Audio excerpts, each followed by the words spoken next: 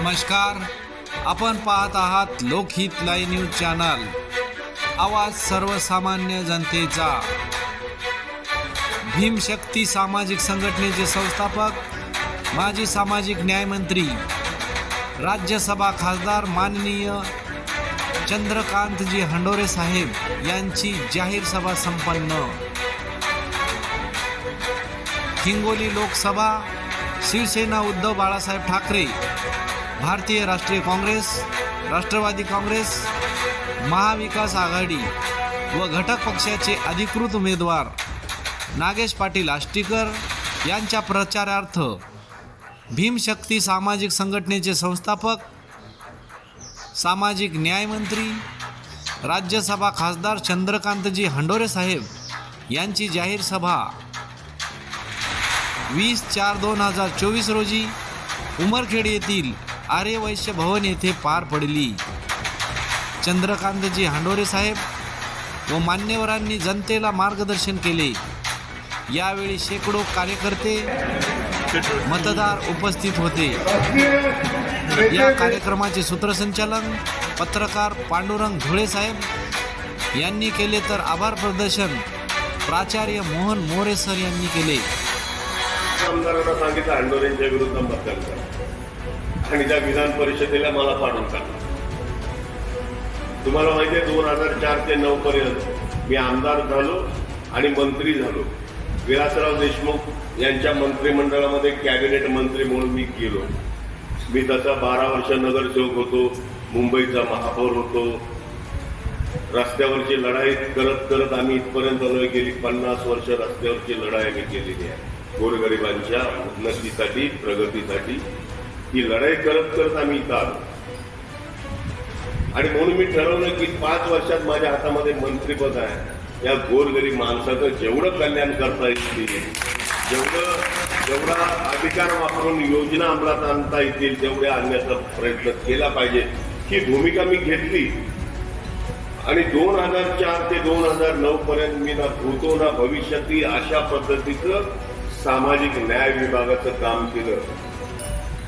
150 hostels बांधली, 100 निवासी शाळा बांधल्या, 20,000 एकर जमीन भूमींना वाटप केली, 1 लाख कुटुंबांना रमाई घरकुल योजनेचा फायदा दिला। वसंतराव नाईक महामंडळ असेल, अण्णासाहेब पाटील महामंडळ असेल, अनेक महामंडळ, रोहिदास महाराजांच्या नावानं महामंडळ होतं, महात्मा ज्योतिबा फुलेंच्या नावानं महामंडळ होतं, साहित्यरत्न लोकशाहीर अण्णाभाऊ साठेंच्या नावानं महामंडळ होतं। 8 लाख कुटुंबाचं कर्ज मी त्या काळामध्ये माफ केलं। गोरगरीब माणसं कुटुंब बचाव, त्यांना आर्थिक सहाय्याची गरज आहे, त्यांना त्यांच्या मुलांचं शिक्षण होणं आवश्यक आहे, त्यांच्या सगळ्या प्रगतीच्या दिशा मोकळ्या केल्या पाहिजेत, दिशा दाखवल्या पाहिजेत आणि त्या विचाराची कृती करायला पाहिजे। ही भूमिका मी आणि आपली वंचित बहुजन आघाडी एवढीच नाही महाराष्ट्रापुरती, काँग्रेस हा देशभरातला पक्ष आहे। देशभरात खासदार आले तर घटना वाचवू शकतो ना आम्ही। ठीक आहे, आपसातले काय मतभेद असतील जरा बाजूला ठेवा ना। तुम्हाला बाबासाहेब आंबेडकर महत्वाचा आहे, बाबासाहेबांची राज्यघटना महत्वाची आहे की तुमचा विचार महत्वाचा आहे? आम्हाला बाबासाहेब महत्वाचे आहेत, आम्हाला बाबासाहेबांचा विचार आत्मसात करायचा आहे आणि बाबासाहेब आंबेडकरांनी लिहिलेली राज्यघटना आम्हाला वाचवायची आहे। आणि त्यासाठी आम्हाला जे काही करता येईल ते आम्ही करणार। कोणाच्या विरुद्ध आम्हाला बोलता आलं तर आम्ही बोलत राहू, बेशक बोलत राहू। तुमच्या घराण्याबद्दल आदर राखून, कायम आदर राखून तुमची जर विचारसरणी, तुमचा जर विचार वेगळा असेल आणि जो विचार भाजपाला मदत करणार असेल, मग आम्ही काय करायचं? आम्हाला राज्यघटना वाचवायची, आम्ही तुमच्या विरुद्ध बोलत राहणार, परंतु आम्हाला कुणाबद्दलही बोलायचं नाही। Ramdas Athawale direct indirect, direct आहेत ते, काही लोक इनडायरेक्ट आहेत, पण तुम्ही तर डायरेक्ट आहात ना सगळे। हे काही करत राहतील ना, करू द्या ना। हे नेते जे आहेत ना ते काय भूमिका घेतील घेत राहू द्या। तुम्हाला बाबासाहेब आंबेडकरांची राज्यघटना वाचवायची आहे तर महाविकास आघाडीलाच मतदान केलं पाहिजे।